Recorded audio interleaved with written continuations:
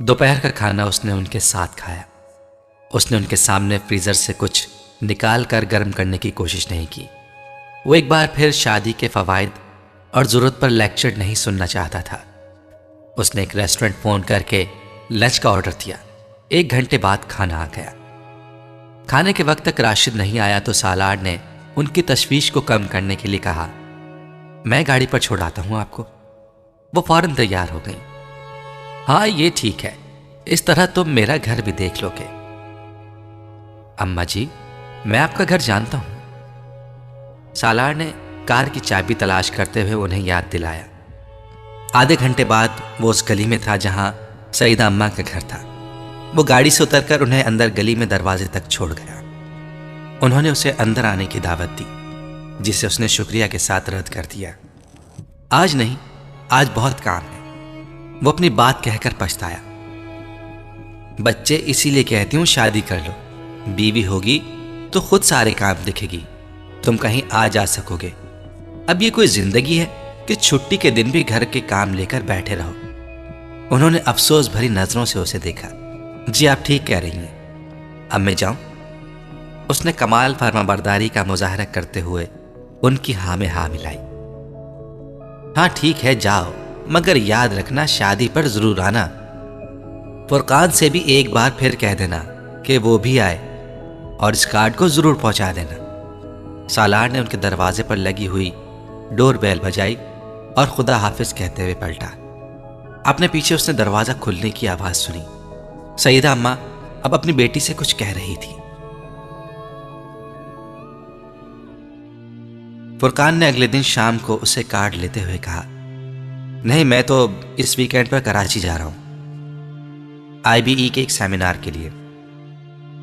इतवार को मेरी वापसी होगी। मैं तो बस आकर सोऊंगा, नथिंग एल्स। तुम चले जाना, मैं लिफाफा दे दूंगा, वो तुम मेरी तरफ से मादद करते हुए दे देना। सालार ने कहा, कितने अफसोस की बात है सालार, वो खुद कार्ड देकर गई है, इतनी मोहब्बत से बुलाया है। फुरकान ने कहा, जानता हूं लेकिन मैं उधर जाकर वक्त जाया नहीं कर सकता। हम बस थोड़ी देर बैठेंगे फिर आ जाएंगे। फुरकान मेरी वापसी कंफर्म नहीं है, हो सकता है मैं इतवार को आ ही ना सकूं या इतवार की रात को आऊं। बेहद फजूल आदमी हो, वो बड़ी मायूस होंगी। कुछ नहीं होगा, मेरे ना होने से उनकी बेटी की शादी तो रुक नहीं जाएगी। हो सकता है उन्हें पहले ही मेरे ना आने का अंदाजा हो, और वैसे भी फुरकान तुम और मैं कोई इतने अहम मेहमान नहीं हैं। सालार ने लापरवाही से कहा, बहरहाल मैं और मेरी बीवी तो जाएंगे, चाहे हम कम अहम मेहमान ही क्यों ना हो। फुरकान ने नाराजगी से कहा, मैंने कब रोका है, जरूर जाओ, तुम्हें जाना चाहिए। सईदा अम्मा के साथ तुम्हारी मुझसे ज्यादा बेतकल्लुफी और दोस्ती है। सालार ने कहा, मगर सईदा अम्मा को मेरे बजाय तुम्हारा ज्यादा ख्याल रहता है। फुरकान ने जताया, वो मुरव्वत होती है। सालार ने उसकी बात को संजीदगी से लिए बगैर कहा, जो भी होता है बहरहाल तुम्हारा ख्याल तो होता है उन्हें। चलो कुछ और नहीं तो डॉक्टर सिप्ते अली की अजीजा समझकर ही तुम उनके यहाँ चले जाओ। फुरकान ने एक और हरबा आजमाया, डॉक्टर साहब तो खुद यहाँ नहीं है, वो तो खुद शादी में शिरकत नहीं कर रहे, और अगर वो यहाँ होते भी तो कम से कम मुझे तुम्हारी तरह मजबूर नहीं करते। अच्छा मैं भी नहीं करता तुम्हें मजबूर, नहीं जाना चाहते तो मत जाओ, फुरकान ने कहा। सालार एक बार फिर अपने लैपटॉप के साथ मसरूफ हो चुका था। वो एक सरसब्ज वसी सब्ज़ार था जहां वो दोनों मौजूद थे। वसी खुले सब्ज़ार में दरख्त थे मगर ज्यादा बुलंद नहीं। खूबसूरत फूलदार झाड़ियां थीं, चारों तरफ खामोशी थी। वो दोनों किसी दरख्त के साए में बैठने के बजाय एक फूलदार झाड़ी के करीब धूप में बैठे थे। इमामा अपने घुटनों के गिर्द बाजू लपेटे हुए थी और वो घास पर चित लेटा हुआ था। उसकी आंखें बंद थी। उन दोनों के जूते कुछ फासले पर पड़े हुए थे। इमामा ने इस बार खूबसूरत सफेद चादर ओढ़ी हुई थी। उन दोनों के दरमियान गुफ्तगू हो रही थी। इमामा उससे कुछ कहते हुए दूर किसी चीज को देख रही थी। उसने लेटे लेटे उसकी चादर के एक पल्लू से अपने चेहरे को ढांप लिया, यूं जैसे धूप की शुआओं से आंखों को बचाना चाहता हो। उसकी चादर ने उसे एक अजीब सा सुकून और सरशारी दी थी। इमामा ने चादर के सिरे को उसके चेहरे से हटाने या खींचने की कोशिश नहीं की। धूप उसके जिस्म को तरावट बख्श रही थी। आंखें बंद किए वो अपने चेहरे पर मौजूद चादर के लम्स को महसूस कर रहा था। वो नींद उसे अपनी गिरफ्त में ले रही थी।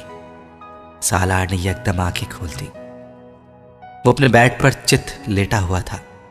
किसी चीज ने उसकी नींद को तोड़ दिया था। वो आंखें खोले कुछ देर बेयकीनी से अपने इर्द गिर्द के माहौल को देखता रहा। ये वो जगह नहीं थी जहां उसे होना चाहिए था। एक और ख्वाब, एक और विजन। उसने आंखें बंद कर ली। तब उसको उस मोबाइल फोन की आवाज ने मुतवज्जे किया जो मुसलसल उसके सरहाने बज रहा था। यह फोन ही था जो उसे उस ख्वाब से बाहर ले आया था। कदरे झुंझलाते हुए लेटे लेटे हाथ बढ़ाकर उसने मोबाइल उठाया। दूसरी तरफ फुरकान था। कहाँ थे सालार? कब से फोन कर रहा हूं, अटेंड क्यों नहीं कर रहे थे? फुरकान ने उसकी आवाज सुनते ही कहा, मैं सो रहा था, सालार ने कहा और उठकर बेड पर बैठ गया।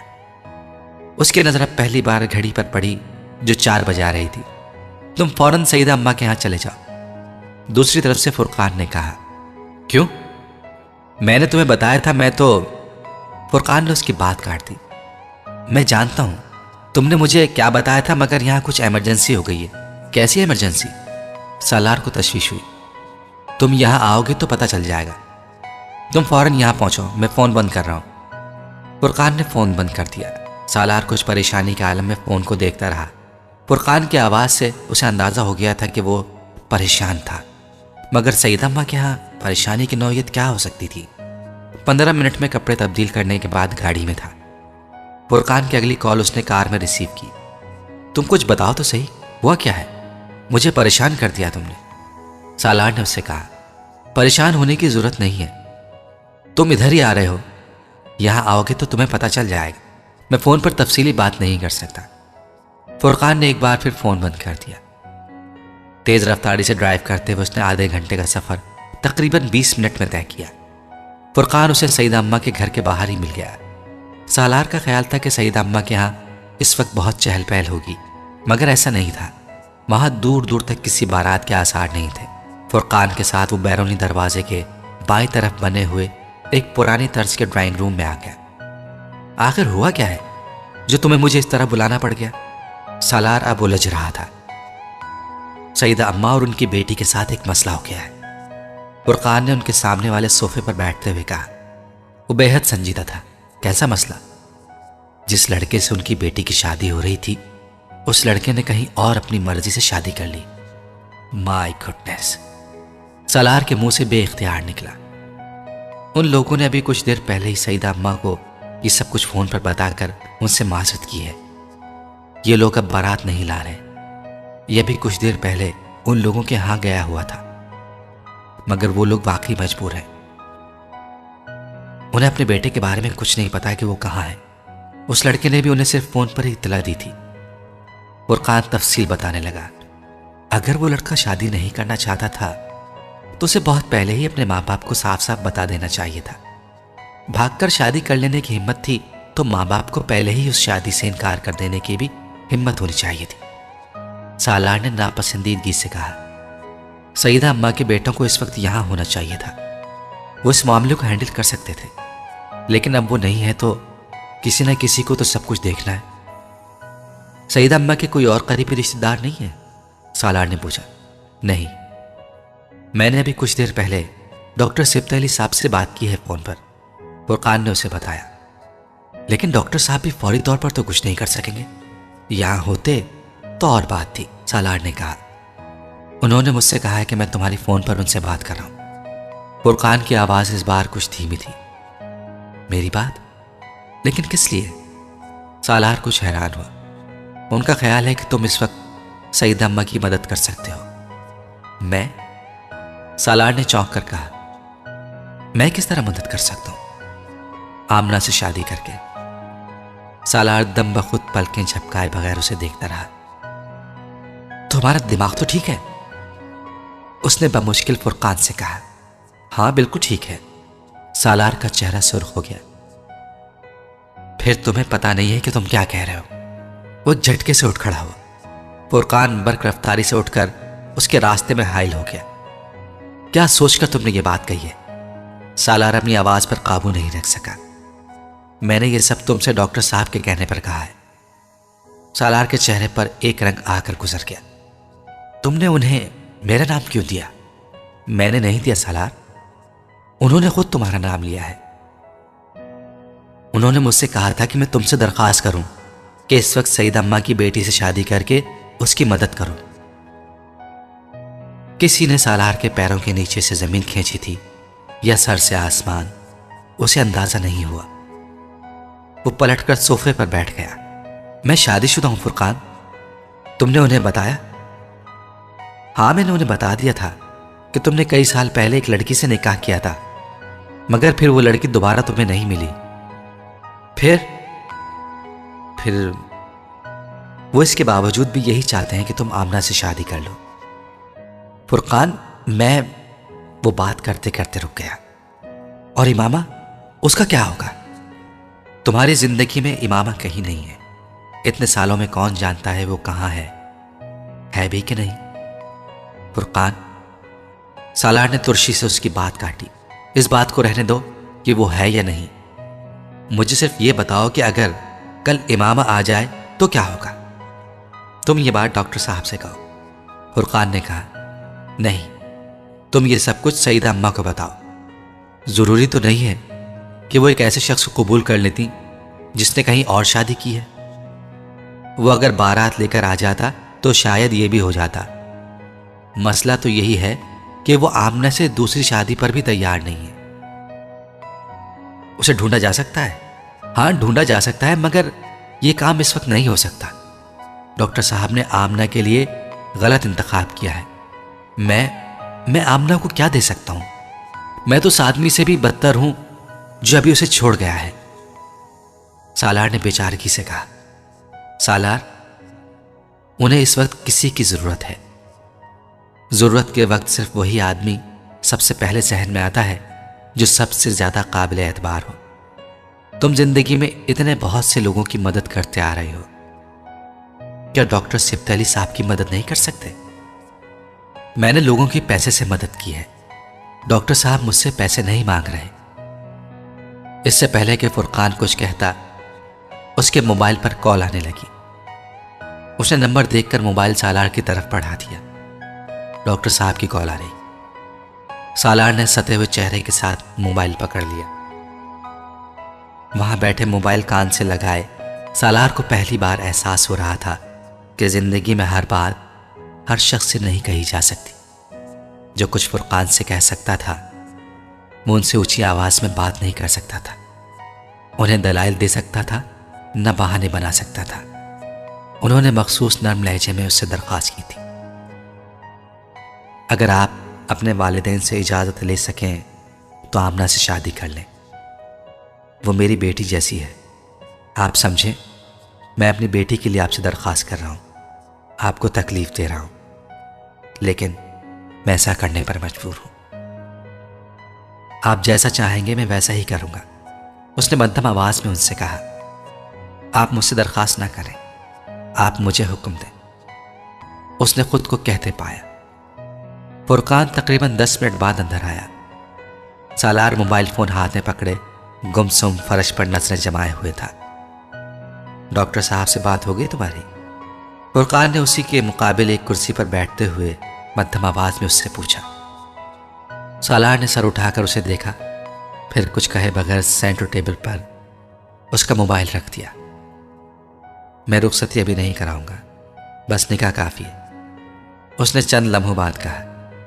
वो अपने हाथों की लकीरों को देख रहा था।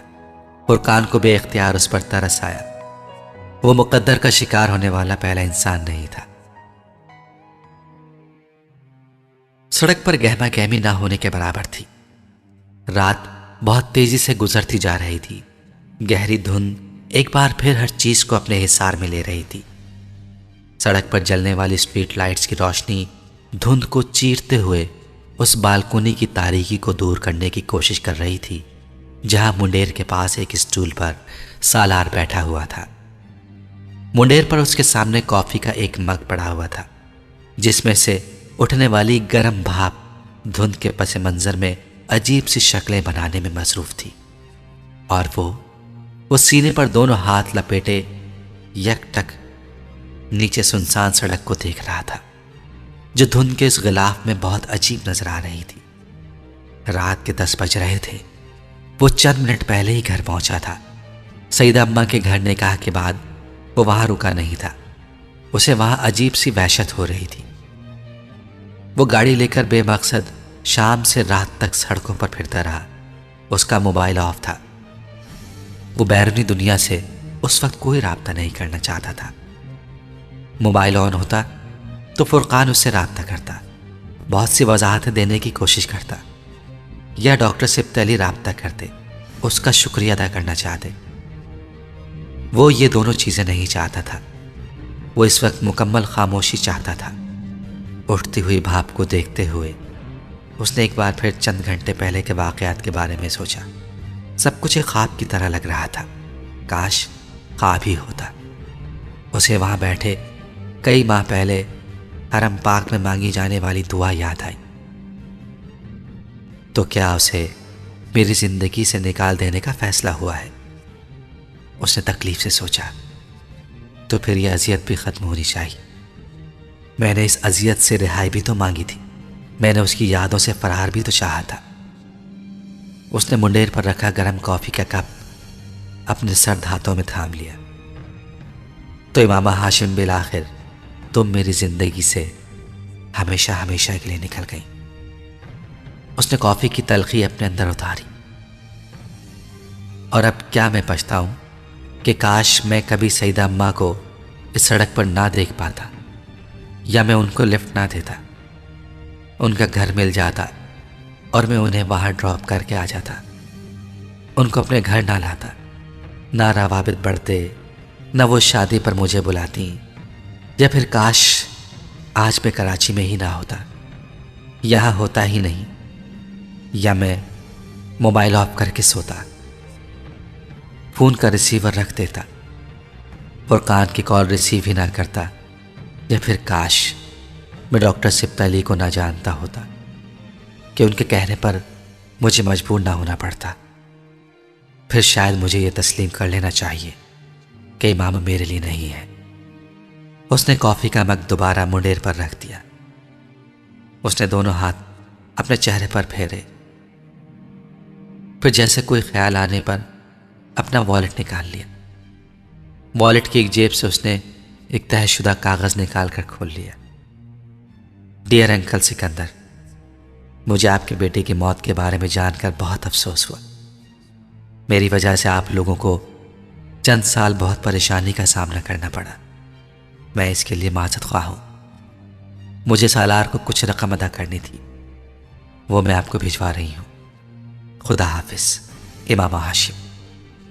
उसने 9 माह में कितनी बार इस कागज़ को पढ़ा था उसे याद नहीं था। उस कागज़ को छूते हुए उसे उस कागज़ में इमामा का लफ्ज़ महसूस होता था। उसके हाथ से लिखा हुआ अपना नाम, कागज़ पर तहरीर उन चंद जुमलों में उसके लिए कोई अपनायत नहीं थी। वो ये भी जानता था कि इमामा को उसकी मौत की खबर पर भी कोई अफसोस नहीं हुआ था। वो खबर उसके लिए 2.5 साल बाद रिहाई का पैगाम बनकर आई थी। उसे कैसे अफसोस हो सकता है?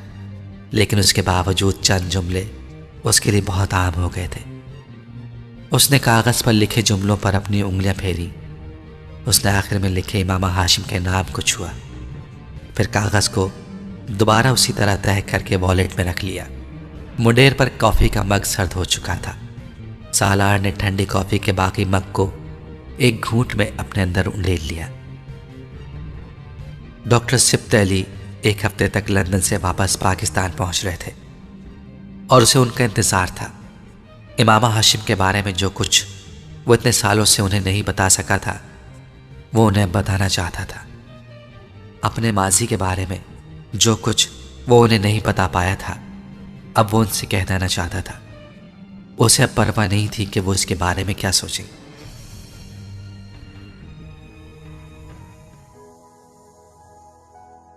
रमज़ान की 4 तारीख थी जब डॉक्टर सिब्तैली वापस आ गए थे।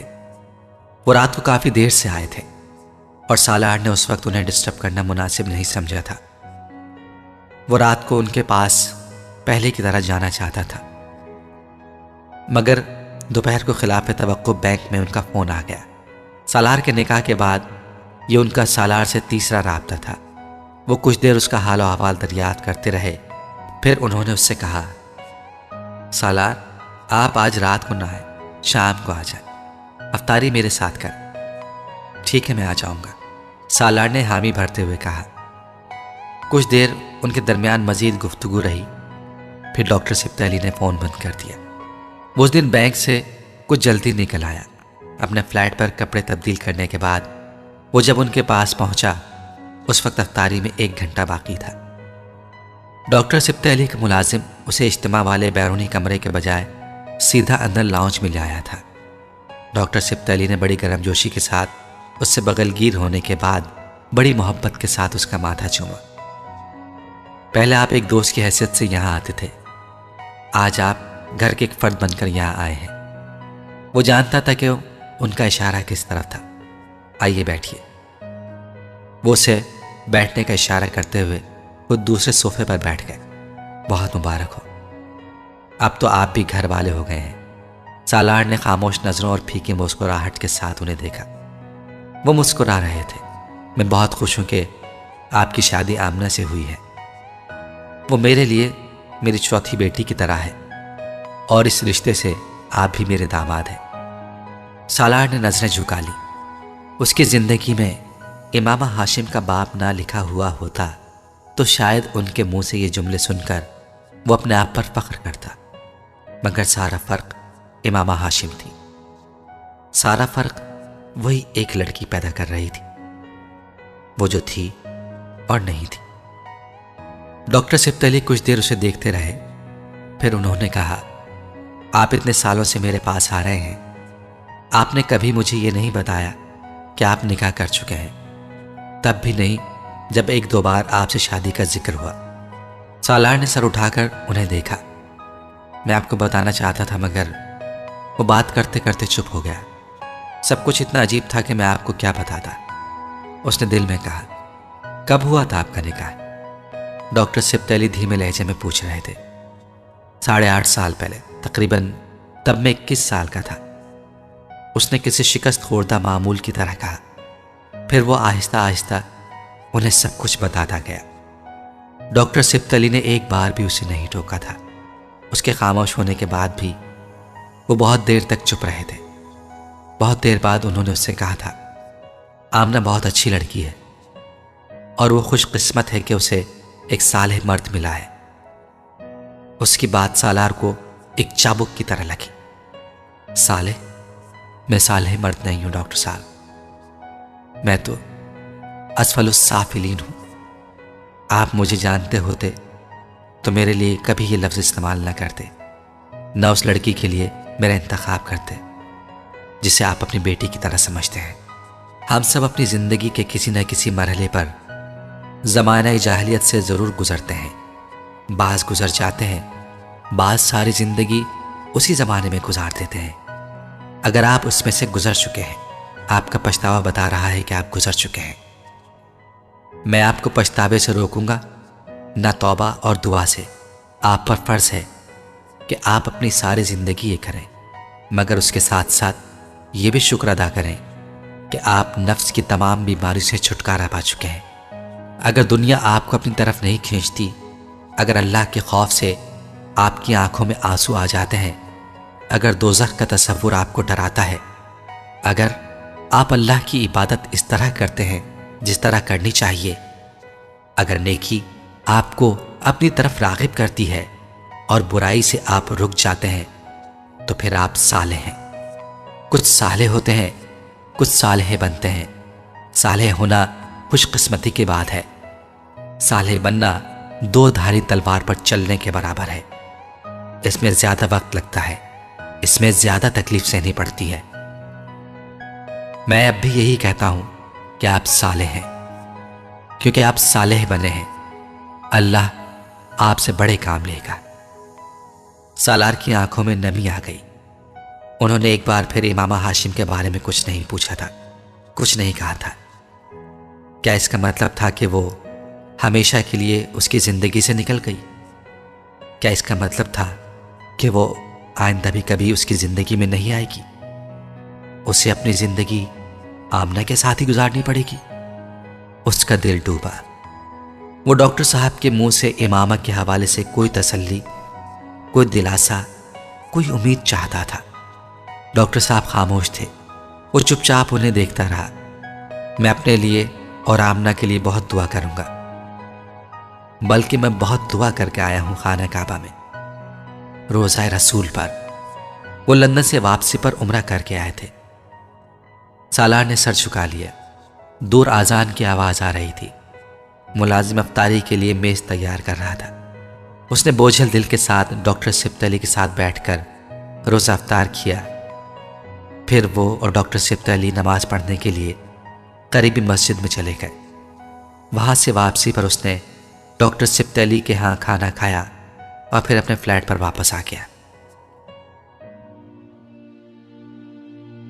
कल मेरे साथ सईदा अम्मा के यहाँ चल सकते हो? उसने डॉक्टर सिब्त अली के घर से वापसी के बाद 10 बजे के करीब फुरकान को फ़ोन किया। फुरकान हॉस्पिटल में था। उसकी नाइट ड्यूटी थी। हाँ, क्यों नहीं, कोई ख़ास काम है? मैं आमने से कुछ बातें करना चाहता हूँ। फुरकान कुछ देर बोल नहीं सका। सालार का लहजा बहुत हमवार था। वहाँ किसी तलखी के कोई आसार नहीं थे। कैसी बात है? कोई तशवीशनाक बात है? कोई तशवीशनाक बात नहीं है, सालार ने उसे तसल्ली दी। फिर भी फुरकान ने इसरार किया। तुम फिर इमामा के बारे में बात करना चाहते हो? तुम पहले मुझे यह बताओ कि मेरे साथ चलोगे? सालार ने उसकी बात का जवाब देने के बजाय उससे पूछा। हाँ, चलूंगा। तो फिर मैं तुम्हें कल ही बताऊंगा कि मुझे उससे क्या बात करनी है। इससे पहले कि फुरकान कुछ कहता, फोन बंद हो गया। तुम मुझसे इमामा के बारे में बात करना चाहते हो? फुरकान ने गाड़ी ड्राइव करते हुए सालार से पूछा। नहीं, सिर्फ इमामा के बारे में नहीं, और भी बहुत सी बातें हैं जो मैं करना चाहता हूं। फॉर गॉड सेक सालार, गढ़े मुर्दे उखाड़ने की कोशिश मत करो। फुरकान ने नाराजी से कहा। उसको मेरी तरजीहात और मकासद का पता होना चाहिए। अब उसे सारी जिंदगी गुजारनी है मेरे साथ। सालार ने उसकी नाराजगी की परवाह किए बगैर कहा। पता चल जाएगा उसे, समझदार लड़की है वो, और अगर कुछ बताना ही है तो घर लाकर बताना। वहां पिंडोरा बॉक्स खोलकर मत बैठना। घर लाकर बताने का क्या फायदा जब उसके पास वापसी का कोई रास्ता ही ना हो। मैं चाहता हूं कि वो मेरी बातों को सुने, समझे, सोचे और फिर कोई फैसला करे। अब कोई फैसला नहीं कर सकती। तुम्हारा उससे निकाह हो चुका है। रुखसती तो नहीं हुई। उससे क्या फर्क पड़ता है? क्यों नहीं पड़ता? अगर उसको मेरी बात पर एतराज हुआ तो वो इस रिश्ते के बारे में नजरसानी कर सकती है। सालार ने संजीदगी से कहा। फुरकान ने चुभती हुई नजरों से उसे देखा। और इस नजरसानी के लिए तुम किस तरह के हकायक को दलाइल पेश करने वाले हो उसके सामने? मैं उसे सिर्फ चंद बातें बताना चाहता हूं जिसका जानना उसके लिए जरूरी है। सालार ने दो टोक अंदाज में कहा। वो डॉक्टर सिब्त अली के रिश्तेदार हैं। मैं इस हवाले से उनकी बहुत इज्जत करता हूं। डॉक्टर साहब ने मुझसे नहीं कहा होता तो ये रिश्ता कायम भी ना होता, लेकिन मैं। फुरकान ने उसकी बात काट दी। ठीक है, तुमको उससे जो कहना है कह लेना, लेकिन इमामा के जिक्र को जरा कम ही रखना, क्योंकि वो अगर किसी बात से हट हुई तो वो यही बात होगी। बाकी चीज़ों की परवाह वो शायद ना करे। आफ्टर ऑल, दूसरी बीवी होना या कहलाना इतना आसान नहीं होता। फुरकान ने उसे समझाने की कोशिश की। और मैं चाहता हूं वो ये बात महसूस करे, सोचे इसके बारे में। अभी तो कुछ नहीं बिगड़ा। तुम कहते हो वो खूबसूरत है, पढ़ी लिखी है, अच्छी फैमिली से ताल्लुक है उसका। फुरकान ने एक बार फिर उसकी बात काटी। खत्म करो इस मौजू को सालार। तुमको उससे जो कहना है, उसे जो समझाना है, जाकर कह लेना। मैं उससे अकेले में बात करना चाहता हूं, सालार ने कहा। मैं सईदा अम्मा से कह दूंगा, वो तुम्हें अकेले में उससे बात करा देंगे। फुरकान ने उसकी बात पर सर हिलाते हुए कहा। वो आधे घंटे बाद सईदा अम्मा के यहाँ पहुंच गए। दरवाजा सईदा अम्मा ने ही खोला था और सालार और फुरकान को देखकर वो जैसे खुशी से बेहाल हो गई थी। वो उन दोनों को उसी बैठक नुमा कमरे में ले गई। सईदा अम्मा, सालार आमना से तन्हाई में कुछ बातें करना चाहता है। फुरकान ने कमरे में दाखिल होते हुए कहा, सईद अम्मा कुछ उलझी, कैसी बातें? वो अब सालार की तरफ देख रही थी, जो खुद भी बैठने के बजाय फुरकान के साथ ही खड़ा था। हैं चंद बातें जो वो उससे करना चाहता है, मगर परेशानी वाली कोई बात नहीं। फुरकान ने उन्हें तसल्ली दी। सईद अम्मा एक बार फिर सालार को देखने लगी, उसे नजरें चुरा ली। अच्छा, तो फिर तुम मेरे साथ आ जाओ बेटा, आमना अंदर है, इधर आकर उससे मिल लो। सईद अम्मा कहते हुए दरवाजे से बाहर निकल गई। सालार ने एक नज़र फुरकान को देखा, फिर वो खुद भी सईद अम्मा के पीछे चला गया। बैठक बैरूनी दरवाजे के बाएं जानिब थी। दाएं जानिब ऊपर जाने वाली सीढ़ियां थी।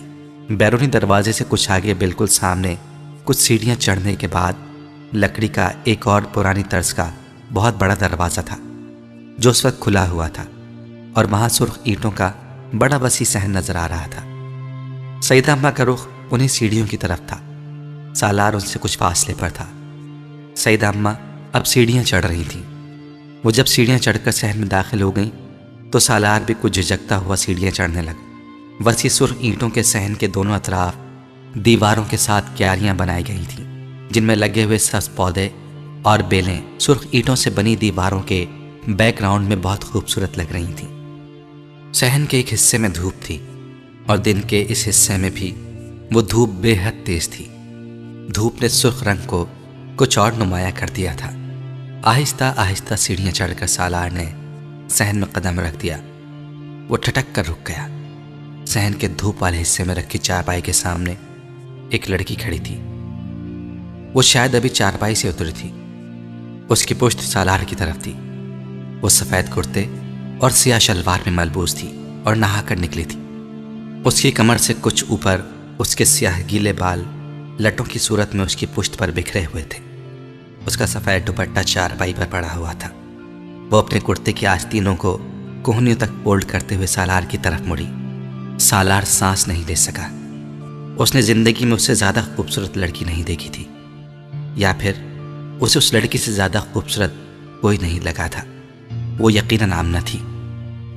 उसके घर में आमना के अलावा और कौन हो सकता है? वो आगे नहीं बढ़ सका। वो उससे नजरें नहीं हटा सका। किसी ने उसके दिल को मुट्ठी में लिया था। धड़कन रुकी थी या रमा, वो जान नहीं सका। उसके और आमना के दरमियान बहुत फासला था। आस्तीन मोड़ते हुए आमना की पहली नजर सईदा अम्मा पर पड़ी। सालार बेटा आया है। सईदा अम्मा बहुत आगे बढ़ आई थी। आमना ने गर्दन को तिरछा करते हुए सहन के दरवाजे की तरफ देखा। सालार ने उसे भी ठटकते हुए देखा। फिर वो मुड़ी। उसकी पुश्त एक बार फिर सालार की तरफ थी। सालार ने उसे झुकते और चारपाई से दुपट्टा उठाते देखा। दुपट्टे को सीने पर फैलाते हुए उसने उसके पल्लू के साथ अपने सर और पुश्त को भी ढांप लिया था। सालार अब उसकी पुश्त पर बिखरे बाल नहीं देख सकता था, मगर उसे आमना के इत्मीनान ने हैरान किया था। वहां कोई घबराहट, कोई जल्दी, कोई हैरानी नहीं थी। सईदा अम्मा ने मुड़कर सालार को देखा। फिर उसे दरवाजे में ही खड़े देखकर उन्होंने कहा, अरे बेटा, वहां क्यों खड़े हो? अंदर आ जाओ, तुम्हारा अपना ही घर है। आमना ने दुपट्टा ओढ़ने के बाद मुड़कर उसे एक बार फिर देखा। वो अभी उसे ही देख रहा था, बल्कि झपकाए बगैर दम बखुद बेहिस हरकत आमना के चेहरे पर एक रंग आकर गुजर गया। वो अब आगे क्या था? ये आमना है, मेरी बेटी। सईदा अम्मा ने उसके करीब आने पर तारुफ कराया। अस्सलाम वालेकुम। सालार ने आमना को कहते सुना। वो कुछ बोल नहीं सका। वो उससे चंद कदमों के फासले पर खड़ी थी। उसे देखना मुश्किल हो गया था। वो नर्वस हो रहा था। आमना ने उसकी घबराहट को महसूस कर लिया था। सालार तुमसे कुछ बातें करना चाहता है, सईदा अम्मा ने आमना को बताया। आमना ने एक बार फिर सालार को देखा। दोनों की नजरें मिली। दोनों ने बैक वक्त नजरें चुराई। आमना ने सईदा अम्मा को देखा और सालार ने आमना की कलाइयों तक मेहंदी के नक्शो निगार से भरे हाथों को। यकदम उसे लगा कि वो उस लड़की से कुछ नहीं कह सकता। सालार बेटा, अंदर कमरे में चलते हैं, तुम वहां इत्मीनान से आमना से बातें कर लेना। सईदा अम्मा ने इस बार सालार को मुखातिब किया। सईदा अम्मा कहते हुए अंदर बरामदे की तरफ बढ़ी। सालार ने आमना को सर झुकाए उनकी पैरवी करते देखा। वो वहीं खड़ा उसे अंदर जाते देखता रहा। सईदा अम्मा कमरे का दरवाजा खोलकर अंदर दाखिल हो गई। आमना ने दरवाजे के पास पहुंचकर मुड़ते मुड़ते उसे देखा। सालार ने बर्क रफ्तारी से नजरें झुका ली। आमना ने मुड़कर उसे देखा, फिर शायद वो हैरान हुई, सालार अंदर क्यों नहीं आ रहा। सालार ने उसकी तरफ देखे बगैर सर झुकाए कदम आगे बढ़ा दी। आमना कुछ मुतमईन होकर मुड़कर कमरे में दाखिल हो गई। सालार जब कमरे में दाखिल हुआ तो सईदा अम्मा पहले ही एक कुर्सी पर बैठ चुकी थी। आमना लाइट ऑन कर रही थी। सालार को धूप से अंदर आकर खुनकी का एहसास हुआ। बैठो बेटा, सईदा अम्मा ने एक कुर्सी की तरफ इशारा करते हुए उससे कहा। सालार कुर्सी पर बैठ गया। आमना लाइट ऑन करने के बाद उससे कुछ फासले पर उनके बिलमुकाबिल एक काउच पर बैठ गई। सालार मुंतजर था कि सईदा अम्मा चंद लम्हों में वहां से उठकर चली जाएंगी। सालार ने उन्हें वाज़ेह तौर पर बताया था कि वो उससे तन्हाई में बात करना चाहता था, मगर चंद लम्हों बाद सालार को अंदाजा हो गया कि उसका ये इंतज़ार बेकार था। शायद वो भूल गई थी कि सालार तन्हाई में आमना से मिलना चाहता था, या फिर उनका ख्याल था कि वो तन्हाई सिर्फ फुरकान के दम मौजूदगी के लिए थी। सालार ने उन्हें इसमें शामिल नहीं किया होगा, या फिर वो अभी सालार को इतना काबिल एतबार नहीं समझती कि अपनी बेटी के साथ उसे अकेला छोड़ देती। सालार को आखिरी अंदाज़ा सही लगा। वो उससे जो कुछ और जितना कुछ कहना चाहता था सईदा अम्मा के सामने नहीं कहना चाहता था। वो कह ही नहीं सकता था। उसने अपने जहन को खंगालने की कोशिश की। उसे कुछ तो कहना ही था। वो कुछ नहीं ढूंढ सका। उसका जहन खाली था। नीम तारीक खुन कमरे में बिल्कुल खामोशी थी। वो अब दोनों हाथों की उंगलियां एक दूसरे पर फंसाए फर्श पर नजरें जमाए हुए था। आमना ने कमरे में कोई फैंसी लाइट रोशन की थी। ऊंची दीवारों वाला फर्नीचर से भरा हुआ वो वसी अरीज कमरा शायद सिटिंग रूम के तौर पर इस्तेमाल होता था। उसमें बहुत ज्यादा दरवाजे थे और तमाम दरवाजे बंद थे। कमरे में मौजूद वाहिद खिड़की बरामदे में खुलती थी और उसके आगे पर्दे थे। फर्श को भारी भरकम मैरून नक्शो निगार के कालीन से ढका गया था और फैंसी लाइट कमरे को पूरी तरह रोशन करने में नाकाम हो रही थी। कम से कम कमरे में सालार को तारीकी ही महसूस हो रही थी। शायद ये उसके एहसासात थे, या फिर मुझे अपने ऑप्टिशियन से आज जरूर मिलना चाहिए।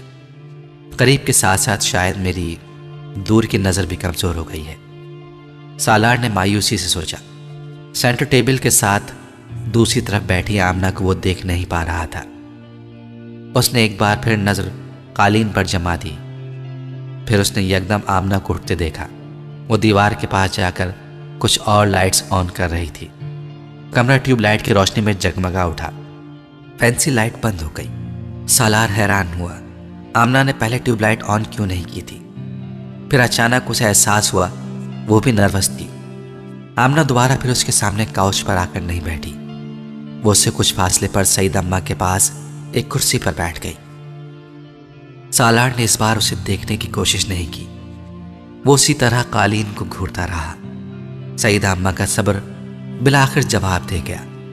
कुछ देर बाद उन्होंने खनकार कर सालार को मुतवज्जह किया। करो बेटा वो बातें जो तुमने आमना से तन्हाई में करनी थी। उन्होंने सालार को बड़े प्यार से याद दिलाया। इतनी देर से चुप बैठे हो, मेरा तो दिल हौल रहा है। कुछ नहीं, मैं बस इन्हें देखना चाहता था। उसने अपने लहजे को हत्तुल इम्कान हमवार रखते हुए कहा। सईदा अम्मा के चेहरे पर बशाशत आ गई। तो इतनी सी बात थी और फुरकान ने मुझे डरा ही दिया। हाँ हाँ जरूर देखो, क्यों नहीं, बीवी है तुम्हारी। वो उठकर खड़ा हो गया। आप इनसे कहते हैं कि सामान पैक कर लें, मैं बाहर इंतजार करता हूं। वो दरवाजे की तरफ बढ़ता हुआ सईदा अम्मा से बोला। आमना ने चौंक कर उसे देखा। सईदा अम्मा भी हैरानी से उसे देख रही थी। मगर बेटा तुम तो सिर्फ कुछ बातें करना चाहते थे इससे, फिर रुखसती। मेरा मतलब है मैं चाहती थी बाकायदा रुखसत करूं। और सालार ने नरमी से सईदा अम्मा की बात काटी। आप ये समझ लें कि मैं बाकायदा रुखसत करवाने के लिए ही आया हूं। सईदा अम्मा कुछ देर उसका चेहरा देखती रहीं, फिर बोली, ठीक है बेटा, तुम अगर ऐसा चाहते हो तो ऐसा ही सही। मगर अफ्तार के लिए रुको, चंद घंटे ही बाकी हैं, खाना तो खा कर जाओ। नहीं, मुझे और फुरकान को कुछ काम है। मैं उसे सिर्फ 1 घंटे के लिए लेकर आया था, ज्यादा देर रुकना मुमकिन नहीं है मेरे लिए, वो खड़े खड़े कह रहा था। लेकिन अम्मा, मुझे तो सामान पैक करने में बहुत देर लगेगी। आमना ने वहीं कुर्सी पर बैठे हुए पहली बार सारी गुफ्तगू में हिस्सा लिया। सालार ने मुड़कर देखे बगैर सईदा अम्मा से कहा, सईदा अम्मा, आप इनसे कहें ये आराम से पैकिंग कर लें, मैं बाहर इंतजार करूंगा जितनी देर ये चाहे। वो अब कमरे से निकल गया। फुरकान ने हैरानी से सालार को देखा। वो बैठक में दाखिल हो रहा था। तुम इतनी जल्दी वापस आ गए? मैं तो सोच रहा था तुम खासी देर के बाद वापस आओगे। सालार जवाब में कुछ कहने के बजाय बैठ गया। फुरकान ने उसके चेहरे को गौर से देखा। खैरियत है? हाँ। आमना से मुलाकात हुई? हाँ। फिर क्या? चले? नहीं। क्यों? मैं आमना को साथ लेकर जा रहा हूं। क्या? फुरकान भूंच कर रह गया। तुम तो उससे बात करने के लिए आए थे। सालार जवाब देने के बजाय अजीब सी नजरों से उसे देखने लगा। यह एकदम रुखसती का क्यों सोच लिया? बस सोच लिया। इस बार फुरकान ने उसे उलझी हुई नजरों से देखा। 2 घंटे बाद आमना जब फुरकान और सालार के साथ सालार के फ्लैट पर पहुंची, तब अफ्तार में ज्यादा वक्त नहीं था। सालार ने अफ्तारी का सामान रास्ते से ले लिया था। फुरकान उन दोनों को अफ्तारी के लिए अपने फ्लैट पर ले जाना चाहता था, मगर सालार इस पर रजामंद नहीं हुआ। फुरकान ने अपनी बीवी को भी सालार के फ्लैट पर बुलवा लिया। अफ्तारी के लिए टेबल फुरकान की बीवी ने ही तैयार किया था। आमना ने मदद करने की कोशिश की थी, जिसे फुरकान और उसकी बीवी ने रद्द कर दिया। सालार ने मदाखलत नहीं की थी। वो मोबाइल लेकर बालकोनी में चला गया। लाउंज में बैठे खिड़कियों के शीशों से पार आमना ने उसे बालकोनी में टहलते मोबाइल पर किसी से बात करते देखा। वो बहुत संजीदा नजर आ रहा था। उसने सईदा अम्मा के घर से अपने फ्लैट तक एक बार भी उसे मुखातिब नहीं किया था। इससे फुरकान था जो वक्तन फवक्तन उसे मुखातिब करता रहा था, और अब भी यही हो रहा था। सालार ने वो खामोशी अफ्तार की मेज पर भी नहीं तोड़ी। फुरकान और उसकी बीवी ही आमना को मुख्तलिफ चीज़ें सर्व करते रहे। आमना ने उसकी खामोशी और सर्द महरी को महसूस किया था। अफ्तार के बाद वो फुरकान के साथ मगरिब की नमाज के लिए निकल आया था। फुरकान को मगरिब की नमाज पढ़ने के बाद हॉस्पिटल जाना था। मस्जिद से निकलकर फुरकान के साथ कार पार्किंग की तरफ आते हुए फुरकान ने उससे कहा, तुम बहुत ज़्यादा खामोश हो। सालार ने एक नज़र उसे देखा, मगर कुछ कहे बगैर चलता रहा। क्या तुम्हें कुछ कहना नहीं है?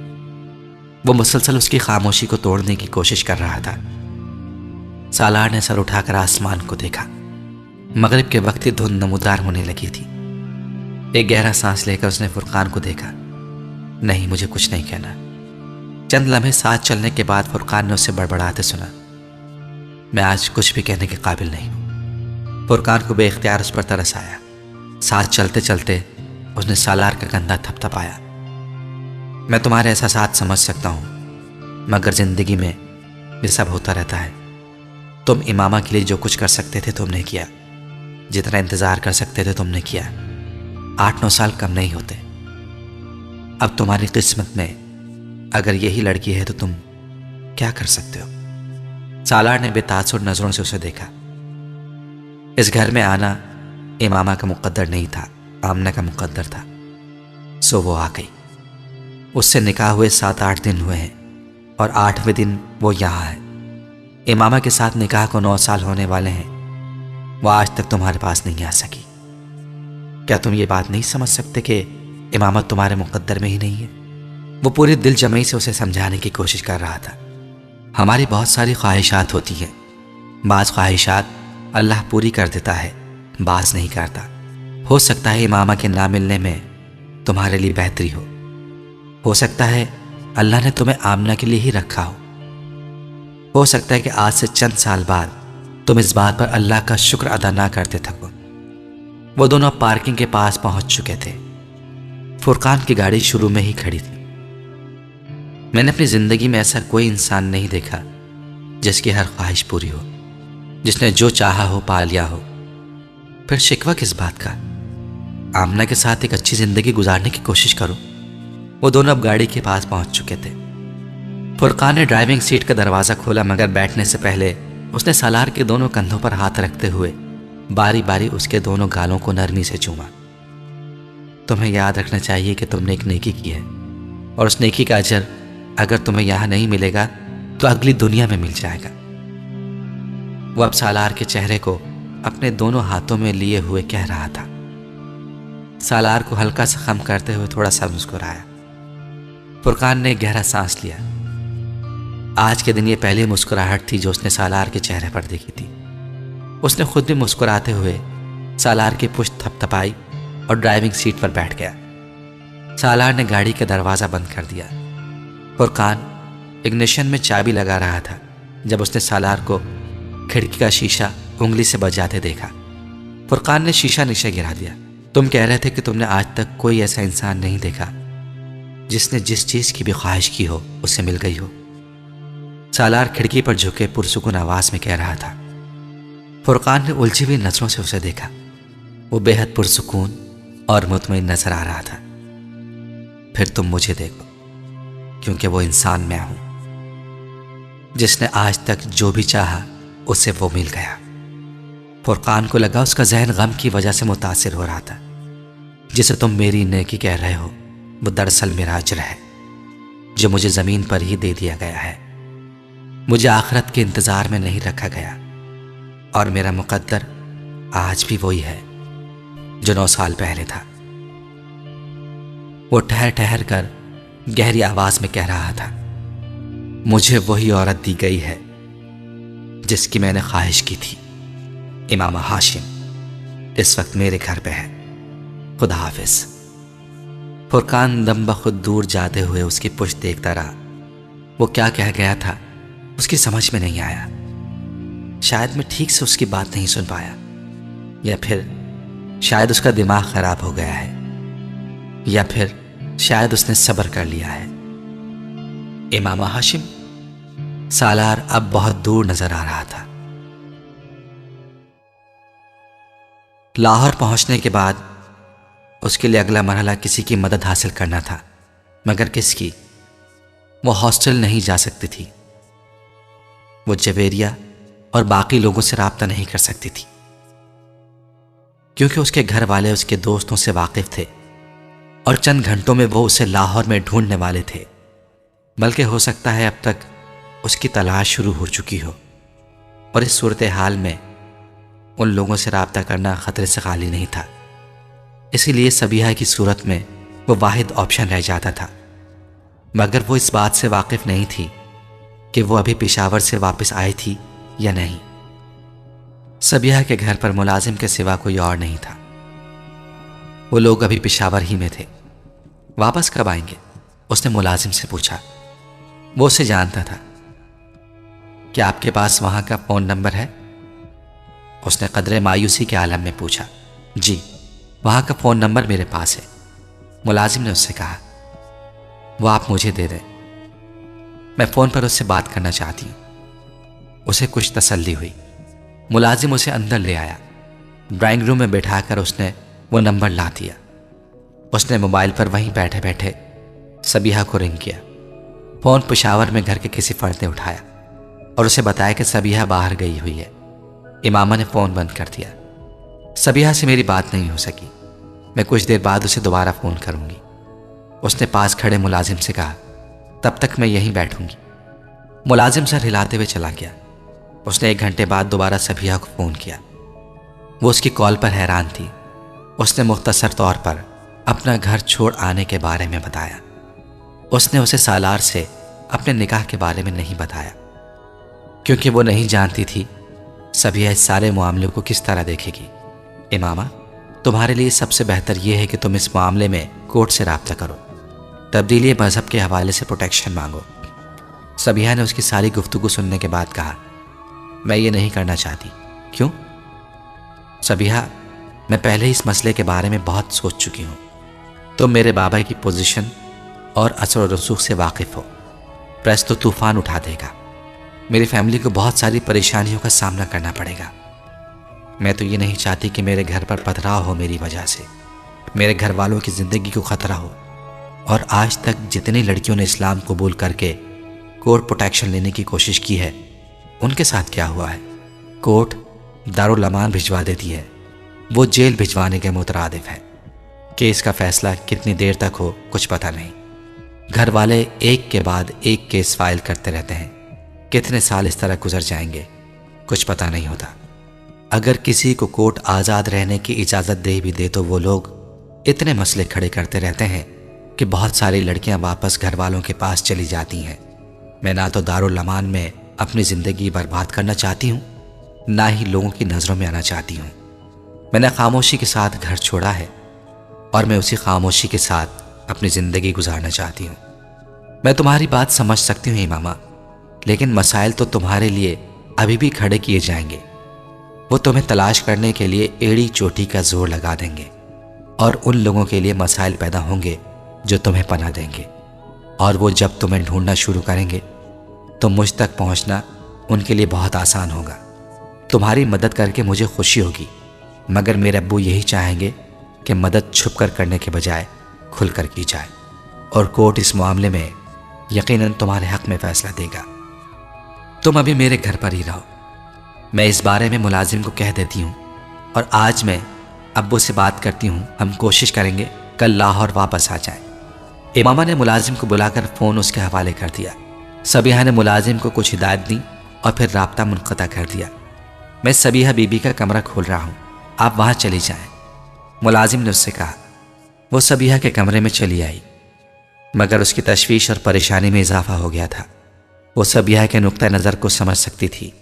वो यकीनन नहीं चाहती थी कि खुद सबीहा और उसकी फैमिली पर कोई मुसीबत आए। इस मामले में सबीहा के अंदेशे दुरुस्त थे।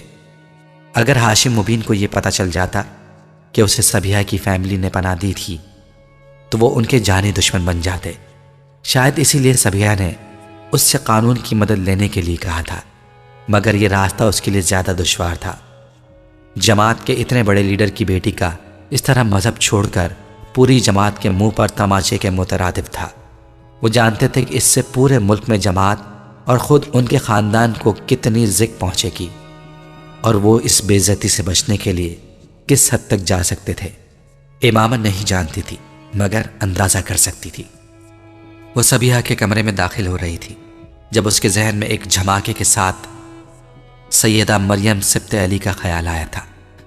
वो सबीहा की दोस्त और क्लास फेलो थी। वो उससे कई बार मिलती रही थी। एक बार सबीहा के घर पर ही मरियम को उसके कबूल इस्लाम का पता चला था। वो शायद सबीहा की वाहिद दोस्त थी जिसे सबीहा ने इमामा के बारे में बता दिया था, और मरियम बहुत हैरान नजर आई थी। तुम्हें अगर कभी मेरी किसी मदद की ज़रूरत हुई तो मुझे ज़रूर बताना, बल्कि बिला झिझक मेरे पास आ जाना, उसने बड़ी गर्मजोशी के साथ इमामा से हाथ मिलाते हुए कहा। बाद में इमामा से होने वाली मुलाकातों में वो हमेशा उससे उसी गर्मजोशी के साथ मिलती रही थी। वो नहीं जानती थी कि उसे उसका क्यों ख्याल आया था या वो किस हद तक उसकी मदद कर सकती थी, मगर उस वक्त उसने उससे भी राब्ता करने का फ़ैसला किया। उसने मोबाइल से फ़ोन करना चाहा, मगर मोबाइल की बैटरी ख़त्म हो चुकी थी। उसने उसे रिचार्ज करने के लिए लगाया और ख़ुद लाउंज में आकर अपनी डायरी से मरियम का नंबर डायल करने लगी। फ़ोन डॉक्टर सेफ ने उठाया था। मैं मरियम से बात करना चाहती हूँ, मैं उनकी दोस्त हूँ। उसने अपना तारुफ करवाया। उसने पहली बार मरियम को फ़ोन किया था। मैं बात करवाता हूँ। उन्होंने फ़ोन होल्ड रखने का कहा। कुछ सेकंड्स बाद इमामा ने दूसरी तरफ मरियम की आवाज़ सुनी। हेलो हेलो मरियम, मैं इमामा बात कर रही हूँ। इमामा? इमामा हाशिम? मरियम ने हैरानी से पूछा। हाँ, मुझे तुम्हारी मदद की ज़रूरत है। वो उसे अपने बारे में बताती गई। दूसरी तरफ मुकम्मल खामोशी थी। जब उसने बात ख़त्म की तो मरियम ने कहा, तुम इस वक्त कहाँ हो? मैं सबीहा के घर पर हूँ, मगर सबीहा के घर पर कोई नहीं है। सबीहा पेशावर में है। उसने सबीहा के साथ होने वाली गुफ्तगू के बारे में उसे नहीं बताया। तुम वहीं रहो, मैं ड्राइवर को भिजवाती हूँ। तुम अपना सामान लेकर उसके साथ आ जाओ। मैं इतनी देर में अपने अम्मी और अब्बू से बात करती हूँ, उसने फ़ोन बंद करते हुए कहा। ये सिर्फ इत्तफाक था कि उसने डॉक्टर सिप के घर जाने वाली कॉल सालार के मोबाइल से नहीं की थी, वरना सिकंदर उस्मान डॉक्टर सिप अली के घर भी पहुंच जाते। और अगर इमामा को यह ख्याल आ जाता कि वो मोबाइल के बिल से उसे ट्रेस आउट करने की कोशिश करेंगे तो लाहौर आकर एक बार भी मोबाइल इस्तेमाल न करती। एक और इत्तेफाक था कि डॉक्टर सिब्ते अली ने अपने ऑफिस की गाड़ी और ड्राइवर को उसे लेने के लिए भिजवाया था, वरना सबिहा का मुलाजिम मरियम की गाड़ी और ड्राइवर को पहचान लेता, क्योंकि मरियम अक्सर वहाँ आया करती थी और सबिहा के साथ साथ वो लोग भी ये जान जाते थे कि वो सबिहा के घर से कहाँ गई थी। आधे घंटे बाद मुलाजिम ने एक गाड़ी के आने की इत्तला दी। वो अपना बैग उठाने लगी। आप कहाँ जा रही हैं? हाँ, मगर सबिहा बीबी तो कह रही थी कि आप यहीं रहेंगी। नहीं, मैं जा रही हूँ। अगर सबिहा का फोन आए तो आप उसे बता दें कि मैं चली गई हूँ। उसने दानिस्ता तौर पर उसे ये नहीं बताया कि वो मरियम के घर जा रही थी। वो पहली बार मरियम के घर गई थी। उसका ख्याल था कि वहाँ जाकर उसे एक बार फिर मरियम और उसके वालिदैन को अपने बारे में सब कुछ बताना पड़ेगा। वो ज़हनी तौर पर खुद को सवालों के लिए तैयार कर रही थी, मगर ऐसा कुछ भी नहीं हुआ था। हम लोग नाश्ता कर चुके हैं, तुम नाश्ता कर लो। मरियम ने पोर्च में उसका इस्तकबाल किया था और उसे अंदर ले जाते हुए कहा। अंदर लाउंज में डॉक्टर सिब्ते अली और उनकी बीवी से उसका तारुफ करवाया गया। वो बड़े तपाक से मिले। इमामा के चेहरे पर इतनी सरासीमगी और परेशानी थी कि डॉक्टर सिब्ते अली को उस पर तरस आया। मैं खाना लगवाती हूँ। मरियम, तुम इसे इसका कमरा दिखा दो ताकि कपड़े चेंज कर ले। सिब्ते अली की बीवी ने मरियम से कहा। जब वो कपड़े बदल कर आए तो नाश्ता लग चुका था। उसने खामोशी से नाश्ता किया। इमामा, अब आप जाकर सो जाएं, मैं ऑफिस जा रहा हूँ। शाम को वापसी पर हम आपके मसले पर बात करेंगे। डॉक्टर सिब्ते अली ने उसे नाश्ता ख़त्म करते देख कर कहा। मरियम, तुम इसे अपने कमरे में ले जाओ। वो खुद लाउंज से निकल गए। वो मरियम के साथ अपने कमरे में चली आई। इमामा, अब तुम सो जाओ। तुम्हारे चेहरे से लग रहा है कि तुम पिछले कई घंटों से नहीं सोई। आमतौर पर थकन और परेशानी में नींद नहीं आती और तुम इस वक्त उसका शिकार होगी। मैं तुम्हें कोई टैबलेट ला कर देती हूँ। अगर नींद आ गई तो ठीक, वरना टैबलेट ले लेना। वो कमरे से बाहर निकल गई। कुछ देर बाद उसकी वापसी हुई। पानी का गिलास और टैबलेट बेड साइड टेबल पर रखते हुए उसने कहा, तुम बिल्कुल रिलैक्स होकर सो जाओ, सब कुछ ठीक हो जाएगा। तुम समझो कि तुम अपने घर में हो। वो कमरे की लाइट ऑफ करती एक बार फिर कमरे से बाहर निकल गई। सुबह के 9:30 बज रहे थे, मगर अभी तक बाहर धुंध थी और कमरे की खिड़कियों पर पर्दे होने की वजह से कमरे में अंधेरा कुछ और गहरा हो गया था। उसने मामूल की तरह टैबलेट पानी के साथ निगल ली। उसके बगैर नींद आने का सवाल पैदा ही नहीं होता था। उसके जहन में इतने बहुत से ख्याल आ रहे थे कि बेड पर लेटकर नींद का इंतजार करना मुश्किल हो जाता। चंद मिनटों बाद उसने अपने आसाब पर एक गनूद की तारी होती महसूस की। जिस वक्त वो दोबारा उठी उस वक्त कमरा मुकम्मल तौर पर तारीक हो चुका था। वो बेड से उठकर दीवार की तरफ गई। उसने लाइट जला दी। वॉल क्लॉक पर रात के 11:30 बजे थे। वो फौरी तौर पर अंदाज़ा नहीं कर सकी ये इतनी लंबी नींद टैबलेट का असर थी या फिर पिछले कई दिनों से सही तौर पर ना सो सकने की। जो कुछ भी था वो सुबह से बहुत बेहतर हालत में थी। उसे बेहद भूख लग रही थी, मगर वो ये नहीं जानती थी कि घर के अफराद इस वक्त जाग रहे होंगे या नहीं। बहुत आहिस्तगी से वो दरवाज़ा खोलकर लाउंज में निकल आई। डॉक्टर सिब्ते अली लाउंज के एक सोफे पर बैठे कोई किताब पढ़ रहे थे। दरवाज़ा खुलने की आवाज़ सुनकर उन्होंने सर उठाया और देखा। उसे देखकर मुस्कुराए। अच्छी नींद आई? वो बड़ी बशाशत से बोले। जी। उसने मुस्कुराने की कोशिश की। अब ऐसा करें कि वो सामने किचन है, वहाँ चली जाएं। खाना रखा हुआ है, गर्म करें, वहाँ टेबल पर ही खा लें। उसके बाद चाय के 2 कप बनाएं और यहाँ आ जाएं। वो कुछ कहे बगैर किचन में चली गई। फ्रिज में रखा हुआ खाना निकाल कर उसने गर्म किया। खाने के बाद चाय लेकर लाउंज में आ गई। चाय का 1 कप बनाकर उसने डॉक्टर सिब्ते अली को दिया। वो किताब मेज पर रख चुके थे। दूसरा कप लेकर वो उनके बिल मुकाबिल सोफे पर बैठ गई।